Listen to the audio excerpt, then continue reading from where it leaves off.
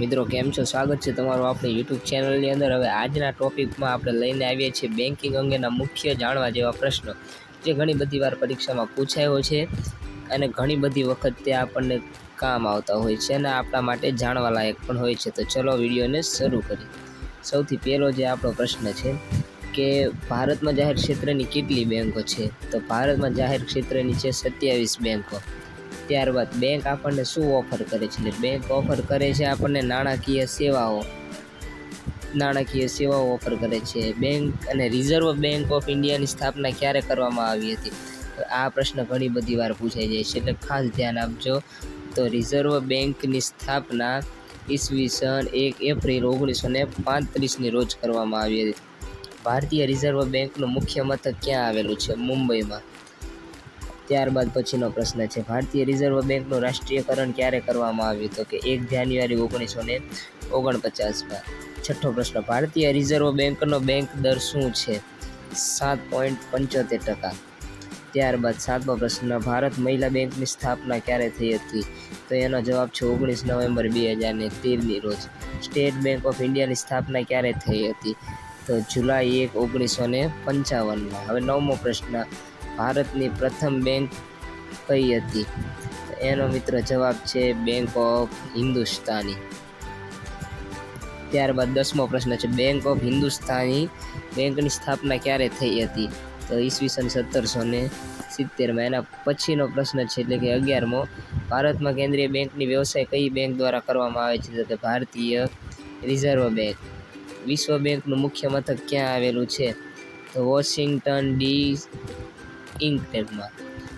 13મું છે world development report નીચેનામાંથી કઈ સંસ્થાનું પ્રકાશન છે? તો કે વિશ્વ બેંક। ત્યારબાદ 14મો પ્રશ્ન છે ભારતીય રિઝર્વ બેંક નીચેનામાંથી કયો દર નક્કી નથી કરતી? તો કે આવકવેરાના દર। ત્યારબાદ 15મો છે ભારત નીચેના દેશોને કયા જૂથનો સભ્ય છે? તો કે બ્રિક્સ, BRICS, બરાબર છે।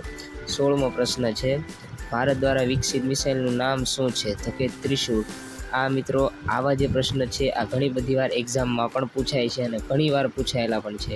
બેન્કિંગ જગતમાં KYCનું પૂર્ણ સ્વરૂપ શું છે? તમારા ગ્રાહકને જાણો, એટલે કે ગ્રાહકને જાણવા માટે। બેન્કિંગ અને ફાઇનાન્સમાં નીચેનામાંથી કયો શબ્દ વપરાય છે? તો નીચેનામાંથી આ 4 મિત્રો આવી રીતે પ્રશ્ન આપેલા છે, જેનો જવાબ છે ઉપરજીત વ્યાજ। 19મો પ્રશ્ન છે ભારતમાં ખાનગી ક્ષેત્રની બેંકનું નીચેનામાંથી કયું છે? તો દક્ષિણ ભારતીય બેંક। તો દક્ષિણ ભારતીય બેંક છે તે ખાનગી બેંક છે। 20મું છે શું નાણાકીય સેવાઓનો અભાવ તકનીકી રીતે કહેવાય છે? તો નાણાકીય ઉણપ। ત્યારબાદ છે 21મું અડધા વિશ્વનો મુખ્ય ખોરાક નીચેનામાંથી કયો છે? ઘઉં। મોસ્ટ ઓફ ઘઉં તો બધે જોવા જ મળે છે।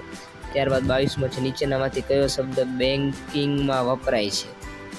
Entropy, accounts. તો આનો જવાબ આવશે એકાઉન્ટ્સ। ત્યારબાદ આગળ જોઈએ 23મું નીચેનામાંથી કયું ચલણ જાપાનનું છે? યેન, જાપાનનું છે। 24માં કઈ બેંકમાં વિદેશી વિનિમય કામગીરી છે? ઓફશોર બેન્કિંગ ટૂંકમાં। કઈ બેંકે પ્રથમ બાયોમેટ્રિક ATM સ્થાપિત કર્યું? પંજાબ નેશનલ બેંકે। કઈ બેંકને 2016 માટે શ્રેષ્ઠ નાની બેંક તરીકે જાહેર કરવામાં આવી છે? કરુરા વિઝા બેંક જેવું કંઈક છે। મની લોન્ડરિંગ એટલે શું? તો આનો જવાબ આવશે ગેરકાયદેસર રીતે મળેલા નાણાંનું રૂપાંતર। ગેરકાયદેસર રીતે મળેલા નાણાંનું રૂપાંતર એટલે મની લોન્ડરિંગ। ત્યારબાદ છે ફિક્સ અને રિકરિંગ ડિપોઝિટ એટલે માંગ પર રીડીમ પાત્ર। બચત બેંક પર ચૂકવવા પાત્ર વ્યાજ ભારતીય રિઝર્વ બેંક દ્વારા નિયંત્રિત। 30મું છે નીચેનામાંથી કયું કાર્ડ બેંકને સૌથી વધુ ક્રેડિટ રિસ્ક ધરાવે છે? Credit card. 31મો પ્રશ્ન નીચેનામાંથી કયું ક્રેડિટ કાર્ડ એસોસિએશન છે? માસ્ટર કાર્ડ આવશે આનો જવાબ। પછી છેલ્લો પ્રશ્ન નીચેનામાંથી કઈ ઇલેક્ટ્રોનિક બેન્કિંગ વિતરણ ચેનલ નથી? Mobile one. તો મિત્રો આ હતા આજના આપણા 32 પ્રશ્નો MCQ જે હતા આપણા। હવે મળીએ આગળના વિડીયોમાં। જો તમને વિડીયો પસંદ આવ્યો હોય તો ચેનલને લાઈક કરો, સબસ્ક્રાઈબ કરો અને શેર કરવાનું ન ભૂલો। મળીએ ચલો આવતા વિડીયો।